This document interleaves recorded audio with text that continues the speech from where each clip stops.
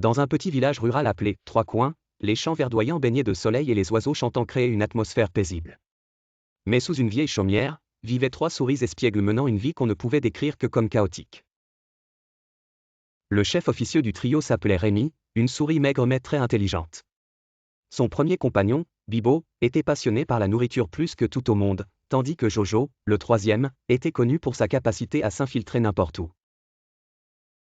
Les habitants du village se plaignaient constamment du « trio joyeux ».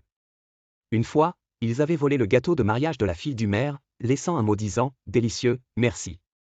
Une autre fois, ils avaient libéré les poules de Monsieur Louis de leur poulailler. Un soir, le trio décida de mener une opération audacieuse, voler le fromage sacré du garde-manger de Madame Madeleine, réputé comme le meilleur de tout le village. Ils se réunirent sous terre pour préparer un plan bien ficelé. Bibo, tu seras responsable de distraire le chat Michel, dit Rémi en dessinant une carte sur un morceau de papier déchiré. Et Jojo, tu t'infiltreras par le petit trou dans le mur pour nous ouvrir la porte principale, ajouta-t-il. L'opération commença à minuit précis. Bibo, avec un morceau de viande séchée, attira l'attention du chat Michel qui se jeta sur lui comme une fusée. Pendant ce temps, Jojo se glissa silencieusement par un trou dans le mur et parvint à ouvrir la porte principale. Tandis que Rémi donnait des instructions de loin, ils commencèrent à transporter les morceaux de fromage un à un. Mais, comme toujours avec leur plan, un incident imprévu se produisit. Bibo glissa dans un seau de lait, provoquant sa chute sur une pile d'ustensiles. Le bruit énorme réveilla Madame Madeleine. Elle se leva en empoignant son balai en bois et cria « Voleur ! Je vais vous donner une bonne leçon !»